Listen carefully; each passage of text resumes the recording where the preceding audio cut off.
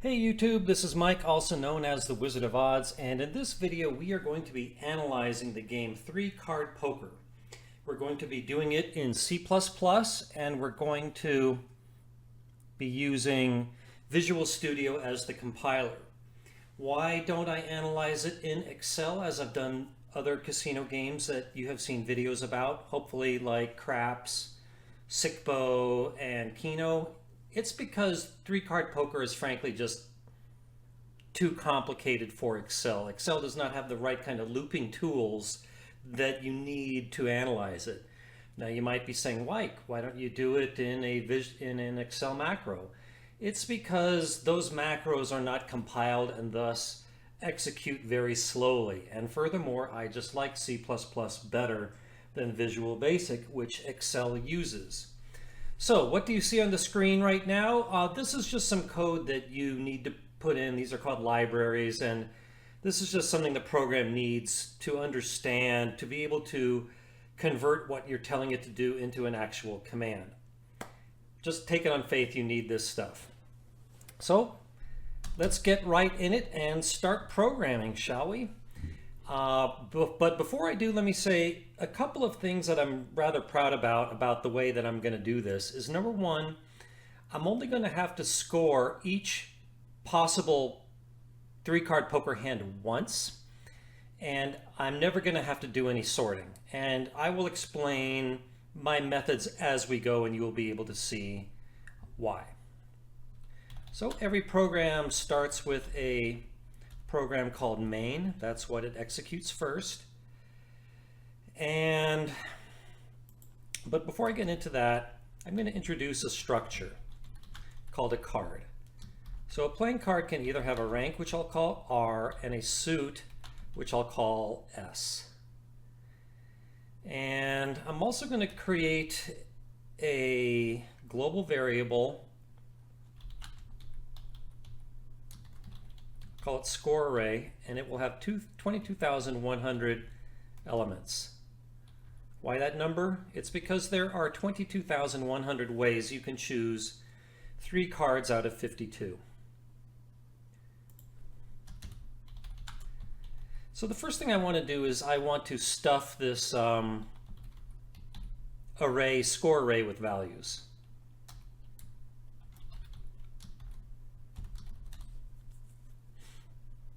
And to do that, I'm going to do some looping. I will say I'll have 3 integers called P1, P2, and P3 to represent 3 different cards.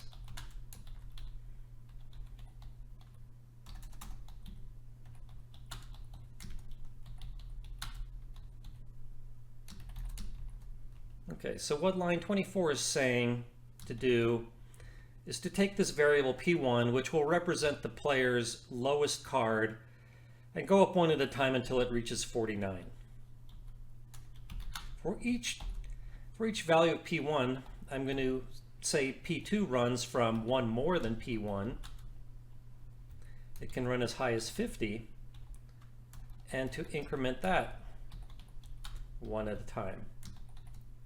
And within that loop, I'm going to say the highest card should start at 1 more than P2, go up to 51, and go up one at a time.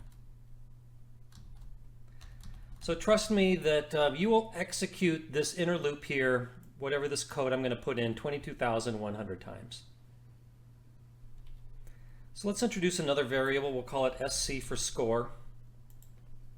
So we're going to say score is equal to, and we're going to have to create another function called score, and I'm going to pass to that these 3 values of P1, P2, and P3. And so I'm going to say, here are 3 places in the deck. Give me a score for the cards in those positions. So now I need to create a function called score.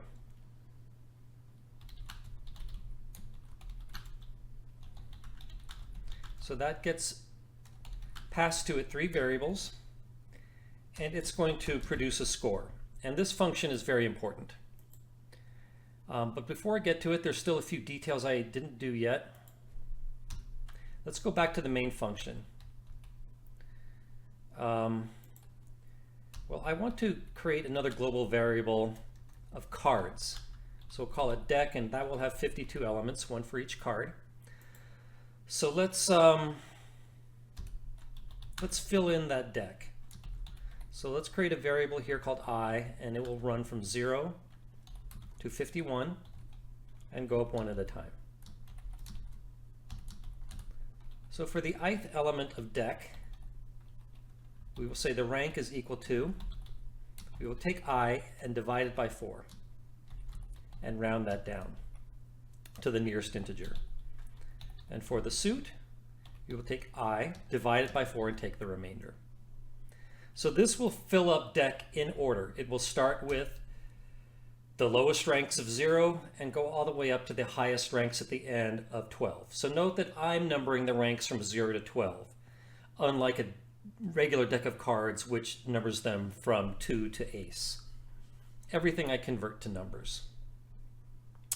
Okay, so let's go back to the score array. I'm going to create an array, we'll call it hand, to represent the 3 cards in the hand. And I'm going to use, shall we say, the backwards logic. I'm going to take the positions in the deck and convert them back to cards.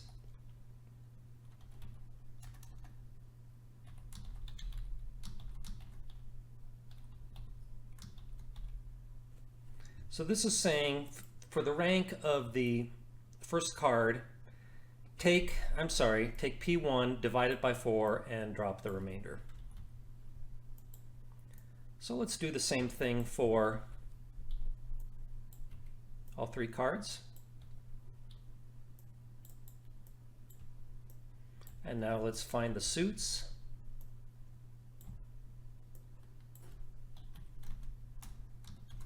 So here I take, to find the suit of the lowest card, I take P1, divide it by 4, and take the remainder.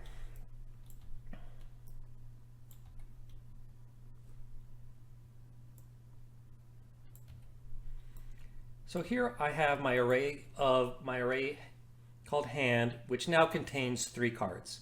I'm now ready to look at them to score the hand. All right, we're ready to start scoring hands. And this is a really important function in the program. If it doesn't score a hand correctly, the program is not going to produce accurate results. So what is the highest hand in 3-card poker? It is a straight flush. So to be a straight flush, a hand must both be a flush and a straight. So let's create variables to test for flushes and straights. So if the suit of the first value, or the lowest card in the hand, is equal to the suit of the middle card, and the suit of the middle card is equal to the suit of the highest card, then you've got a flush on your hand. And I'm going to say that that value of flush is equal to 169 times the rank of the highest card plus 13 times the rank of the middle card plus the rank of the smallest card. Why 13 and 169? It's because those are both powers of 13, and it'll happen in this game where, say, there is a flush-flush tie, and I can't just say all flush-flush ties are ties. No, I'm going to need to look at first the highest card to break that tie. That's why I'm multiplying it by 169, to show it's the first thing that's considered in breaking a tie. If that doesn't break the tie, then I'm going to look at the middle card. That's why I'm multiplying this by 13 to show it's second most important. And if that doesn't break the tie, then I look at this lowest card. And if that doesn't break the tie, then you truly have a tie.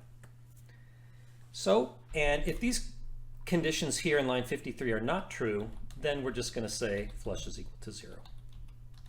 So now let's do the same kind of thing, but with it for straights. So if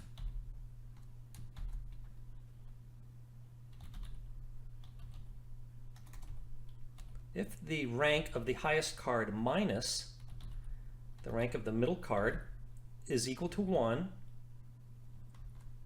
and let's copy and paste here, and the rank of the middle card minus the rank of the lowest card is equal to 0, then we have 3 consecutive cards, in other words, a straight. And we're going to identify that straight by the value of the highest rank. Now you might say, Mike, why didn't you subtract the lowest card from the highest card and check if that's equal to 2? Because that would incorrectly count a hand like 7-7-9 as a straight. So if these conditions aren't met, there is another way to get a straight, and that is with an ace, 2, and a 3 called the wheel. So let's check for that. So if the highest card is a 12, meaning an ace, and the middle rank is equal to a 1, and the lowest card's rank is equal to 0, then we have an ace, 2, 3 straight on our hand. So for that, we're going to say the value of straight is equal to 1, and otherwise we're going to say straight equals 0. So now that we've created these variables for straights and flushes, we can really start to score the hand. So if straight is greater than 0 and flush is greater than 0, then we have a straight flush. And there might be a straight flush tie, so we can't just say that we have a straight flush. We need more information than that. So we're going to return, what's the next power of 13? It's 2,197. And let me verify that. Yep, we're going to return 2,197 times 5. Why 5? It's because there are 6 possible categories of hands in 3-card poker, and we start counting at 0. And then for purposes of breaking ties, we're going to add to that the value of straight. We could add the value of flush if we wanted to. The outcome would be the same. So if we do not have a straight flush, the next possible hand is a 3 of a kind. So we're going to have a 3 of a kind if the rank of the highest card is equal to the rank of the lowest card. So there we're going to return 2,197 times 4 plus the rank of any one of the cards. It doesn't matter because they're all the same if it's a 3 of a kind. So the next type of hand in value is a straight. So if straight is greater than 0, we're going to return 2197 times 3 plus our value for straight. The next value, next type of hand, I did not spell this right. Otherwise, if flush is greater than 0, then we have a flush, and we will return 2197 times 2 plus our value of flush in case we need to break a flush-flush tie. Next comes the pairs. So if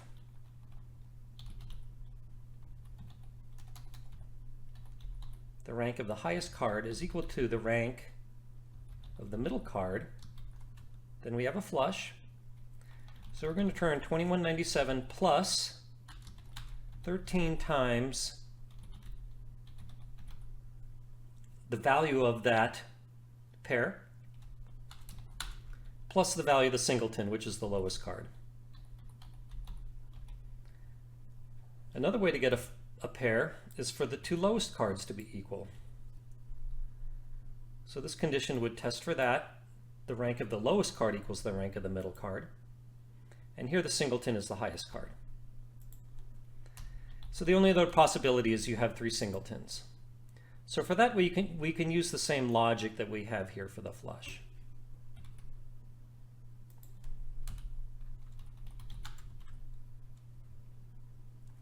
So every possible event is going to return a value, hopefully the correct one.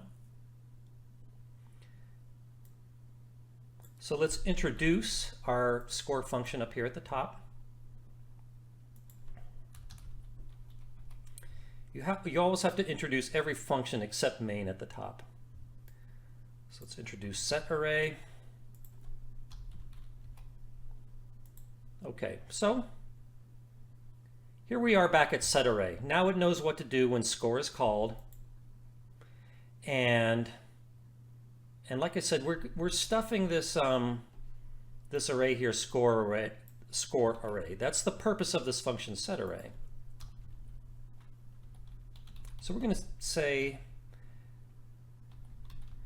we need to create yet another variable. Let's call it index. Started at 0 and incremented by 1 each time for each hand. So this is going to sequentially fill up score array with scores from 0 all the way up to element 22,099. Okay, so next we're ready to start cycling through player hands.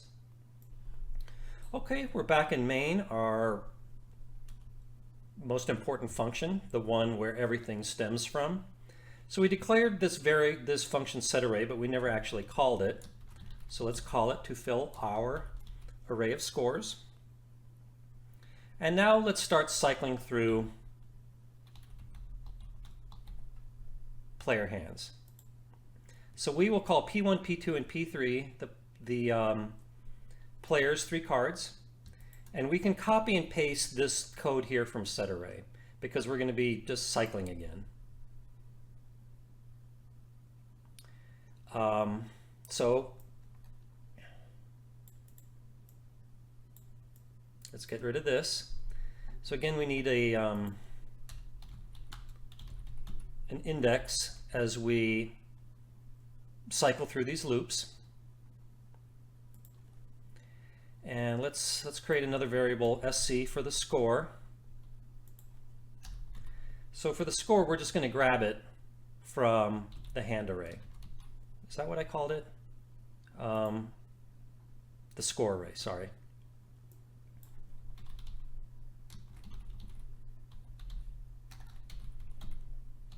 Okay, so as the as we're cycling through the player cards, note that we're not scoring the hand by going back to this array by this function here. We're just plucking it out of an array.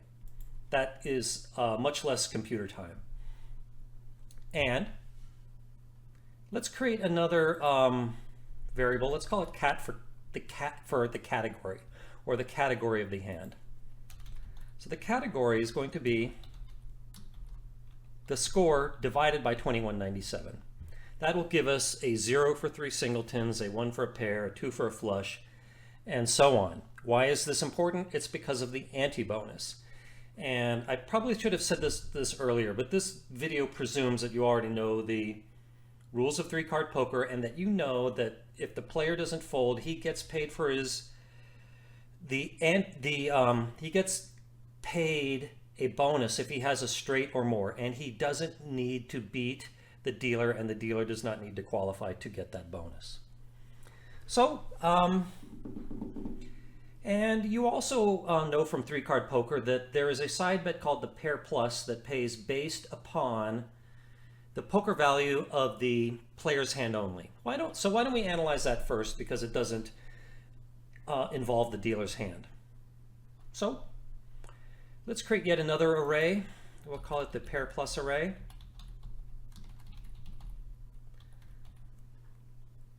Let's initialize those values.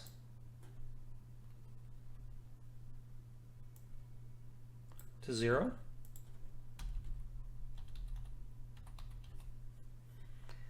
And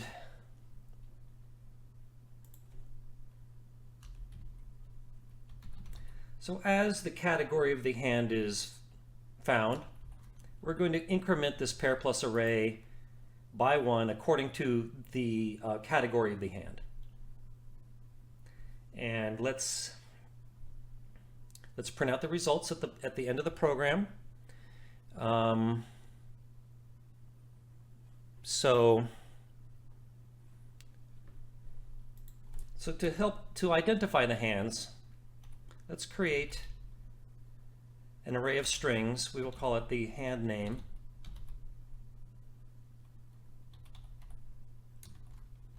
So the lowest type of hand is 3 singletons.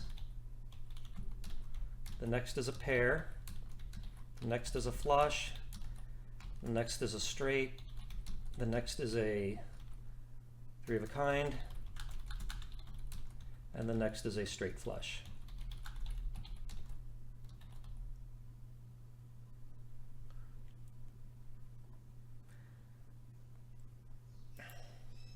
So down here at the end of the program, let's print out those values in the pair plus array.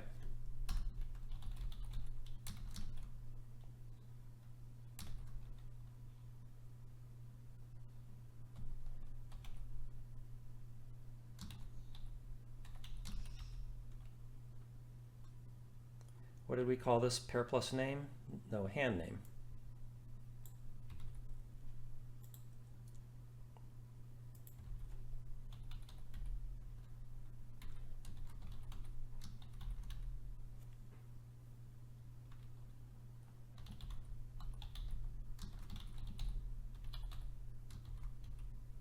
Whoops.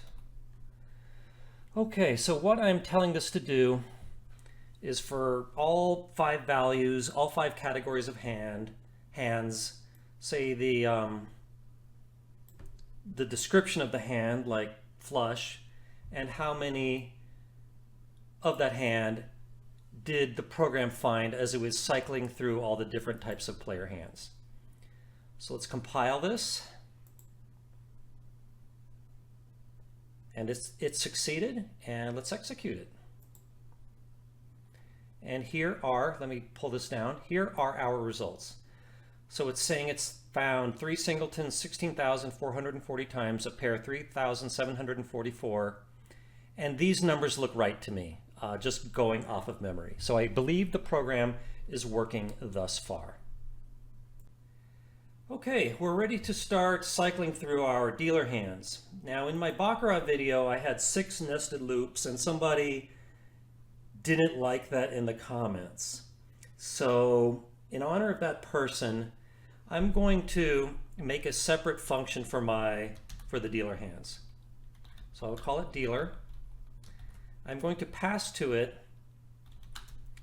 the positions of the player cards, P1, P2, and P3.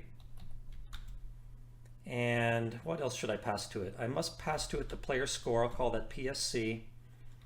And I should also pass to it an array that I will fill up with the possible outcomes comparing the player hand to the dealer hand.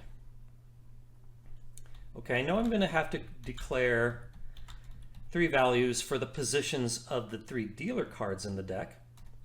And let's just declare I for general looping. And okay, so for looping through the dealer cards, I can copy and paste this code here. But instead of P1, P2, and P3, I'm going to do D1, D2, and D3.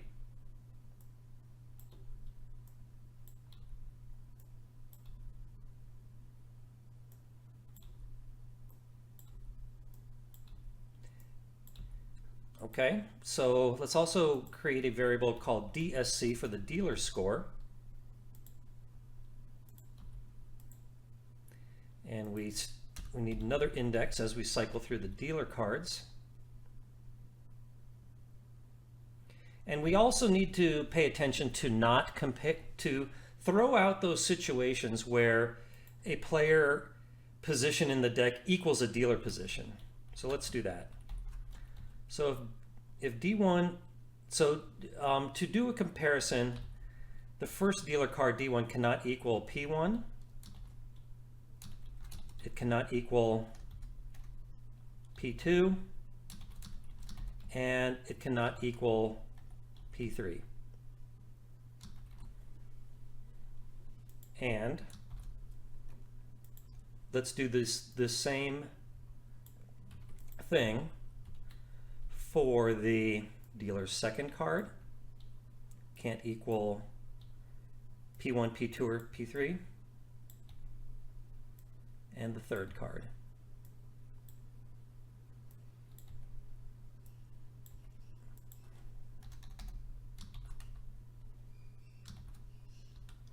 Okay, so if there are no matching cards, then we're going to execute some code.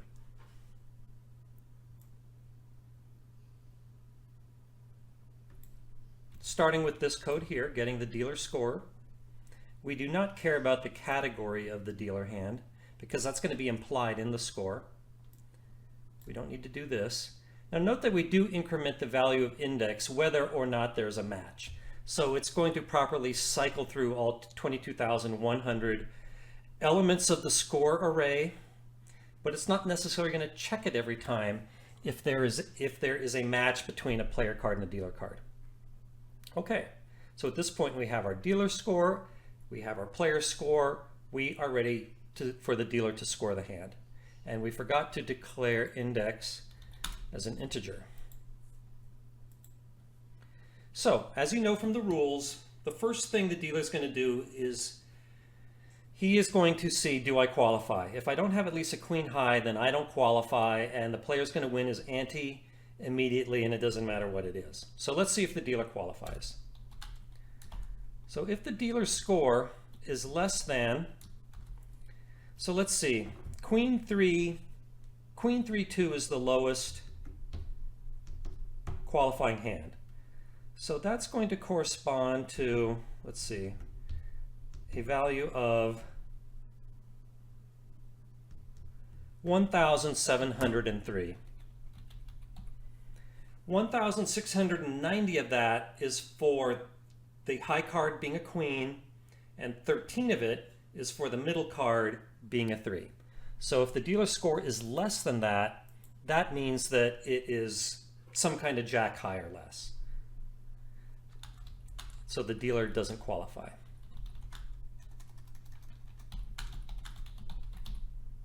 And I'm making this as a comment just for the benefit of you guys. Okay, what if he doesn't qualify? What am I going to do? Remember this event array?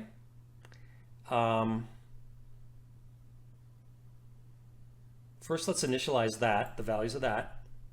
So there, at this point, there's 4 possible outcomes. The player wins, the dealer wins, a tie, or the dealer doesn't qualify. So let's start at 0. I is less than or equal to 3, and go up one at a time. So here we're initializing that array.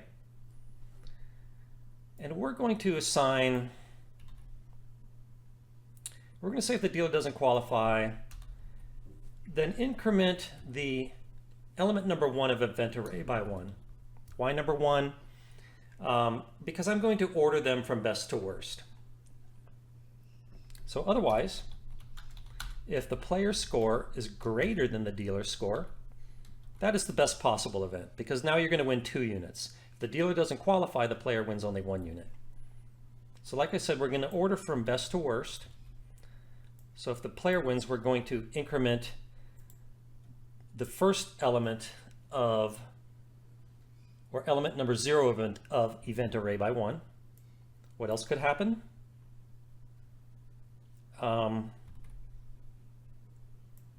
Let's copy this line. No, let's copy this line. If the player score is less than the dealer score, that means that the player lost, the dealer won. So we will say that is element number 3. And the only other thing that could possibly happen is a tie. And we will say that is element number 2. So there we go. As this dealer function cycles through, it's one of 4 things is going to happen. And it's going to increment this array by 1 for each possible dealer hand as it goes. And then once that array is finished, the player function, there is no player function. The main function is going to be able to make a decision whether or not to fold or raise. Okay, so we've we've written this dealer function, but we haven't called it yet. So let's call it. So again, we pass to it P1, P2, P3, the player's score, which up here is just SC, and we need to pass it this event array, which we have not declared yet. So as I've said before, that needs to have 4 elements. So we're going to make it of size 4.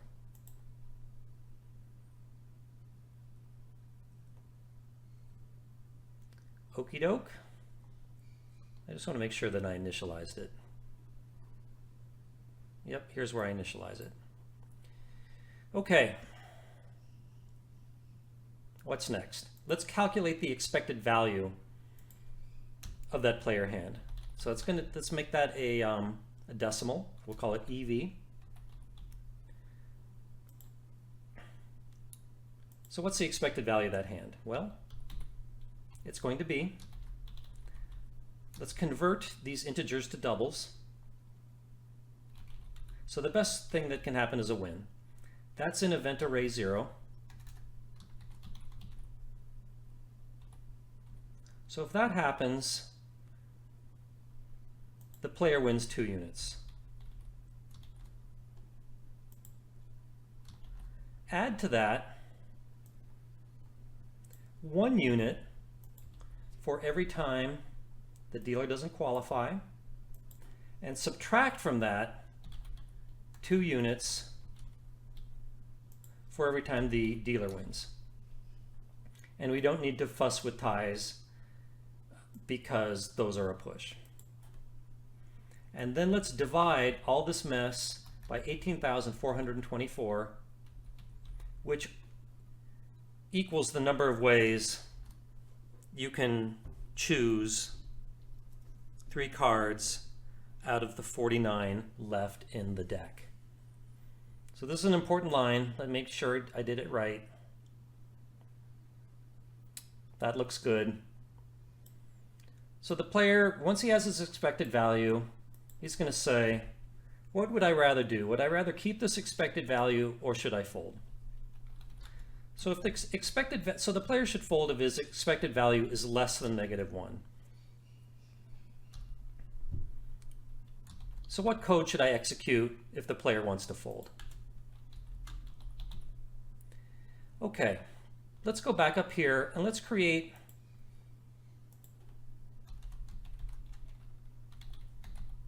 another array. We will call it the total event array.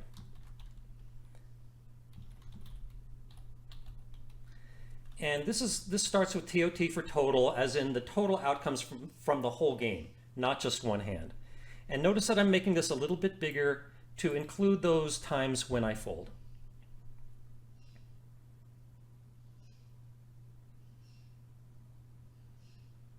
And I'm just going to make this 6 so I can add a line here to initialize that.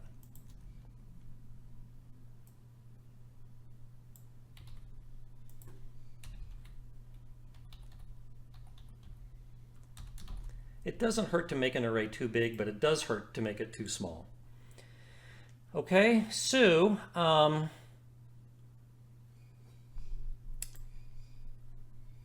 yeah, I was going to say, why did I make this a 64-bit integer? Because as we go through the whole game, the number of outcomes will get in the millions, and I don't want, the biggest size an unsigned integer can get is 2 to the 32nd power minus 1, and I'm worried that the values will spill over that, so that's why I'm making this a 64-bit integer. So that will handle numbers up to a little bit more than 2 billion unsigned. Okay, so getting back to here, if I decide I want to fold, I'm going to say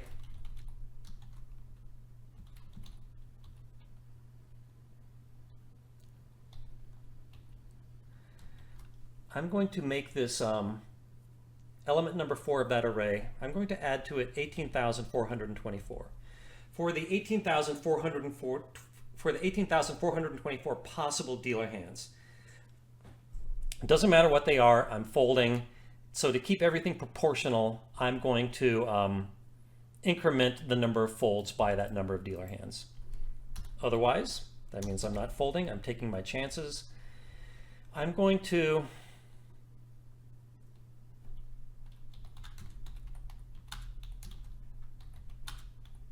increment the big array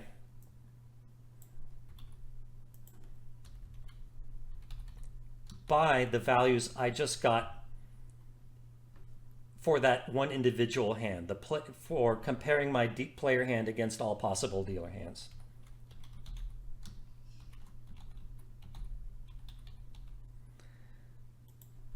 And that looks good to me. That looks good. So next, let me write some code to export the results of this program. You may be saying to yourself at this point, Wiz, you forgot about the anti-bonus. Well, let's analyze the game without that, see if the results look reasonable, and if they do, then I will add in the anti-bonus rule.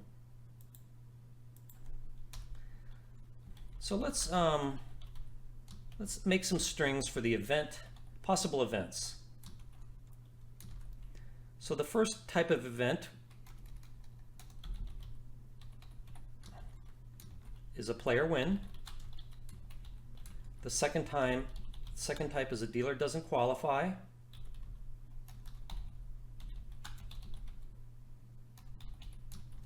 The third type is a tie. The fourth type is a dealer win. And the fifth type is the player folds.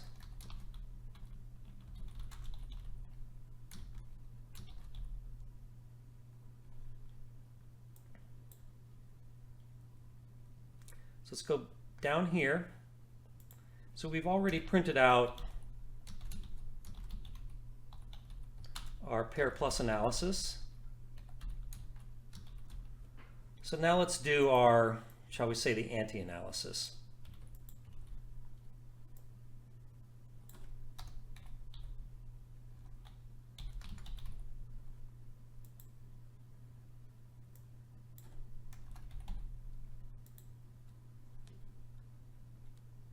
So first we're going to tell it to print the event name and then the number of that event, the number of times it happened.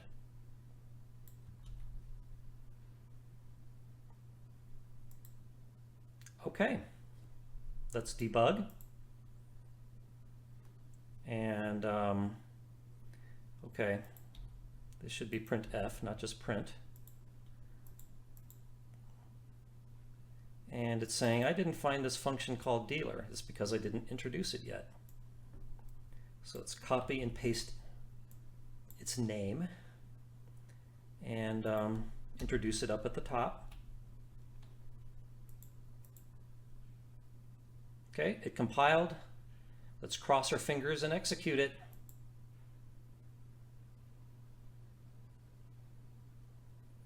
So here's our anti-analysis. Okay, one thing that looks fishy right now is that the player never folded. The player should fold sometimes. So I'm going to I'm going to pause the video and look for that mistake. I think I found the mistake. It's in this line right here, line 50, for calculating the expected value. So I correctly calculated it as winning 2 units for the wins, winning 1 unit for the hands where the dealer doesn't qualify, but I subtracted 2 units for the ties. I should subtract 2 units for the losses. There's not very many ties, so that's why it was calculating expected values that were too high, which resulted in the player never folding.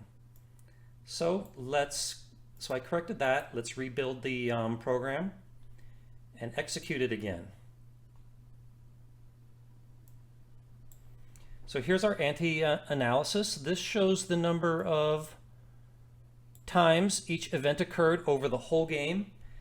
I don't remember the totals that they should be. So I'm going to also put, export the probabilities of each event, and I'm also going to calculate the expected value of the full game.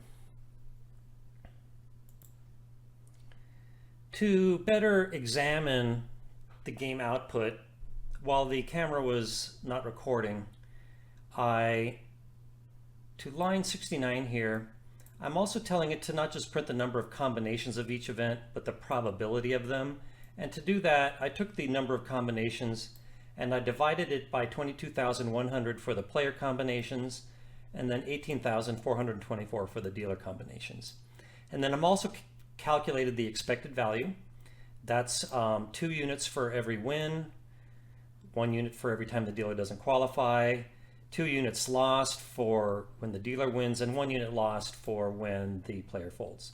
And again, I divide by 22,100 and 18,424 to adjust for all the looping that I do.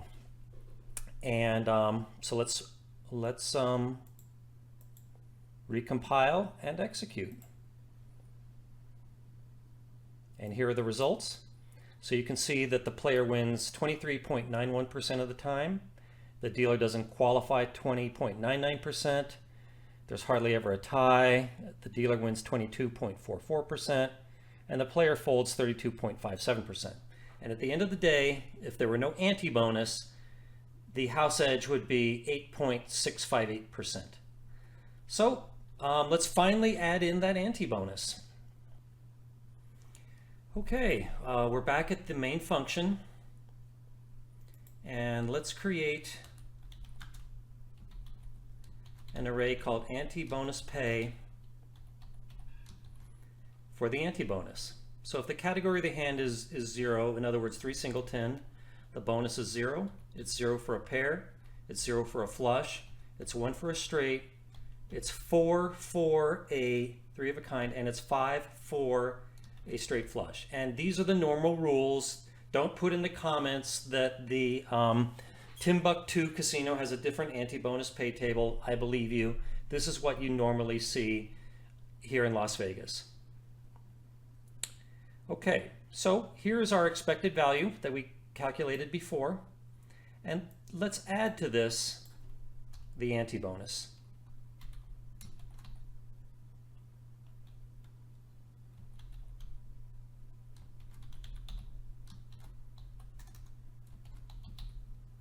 And we already created a variable cat for the category of the hand, so we can use that to find the correct anti-bonus within this array. And so let's say the player does not fold. We need to keep track of those anti-bonuses. So let's create yet another array. We'll call it total anti-bonus, or tot anti-bonus. So there are, again, 6 types of hands. And let's initialize that array.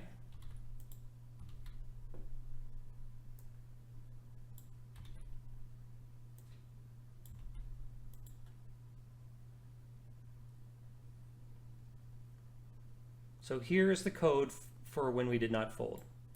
So we're also going to say the value for the total anti-bonuses of whatever the category is, we're just going to add 1 to it. We don't need to weight it by 18,424 because the anti-bonus does not depend on the dealer hand. So that should work. Let me make sure I initialize that. Yes, I did. And it's big enough. Yes, it is. Let's go way down to the end here. So let's change this to saying the game expected value without the anti-bonus. And now let's add in that anti-bonus.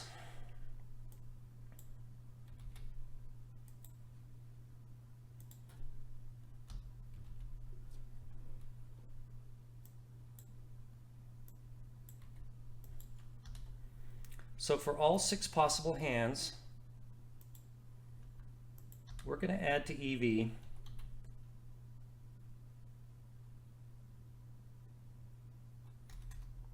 Okay, actually we never created a game EV variable, so let's do that.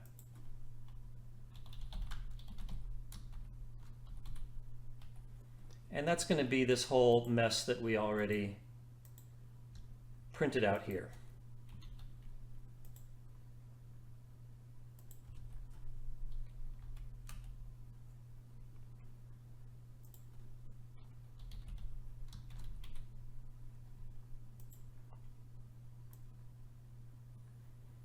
Okay, so now we're going to add to that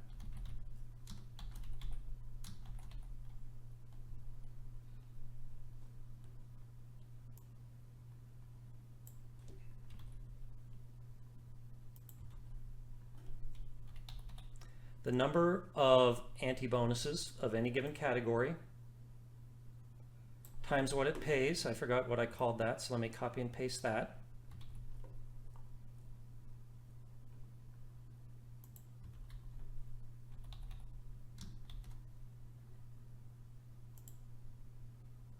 And we're going to divide that by 22,100 because we, for the 22,100 different player hands.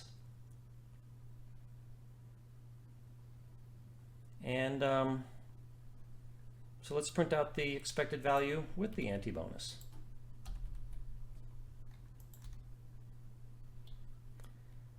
So let's compile. It compiled, and let's execute. And here we go.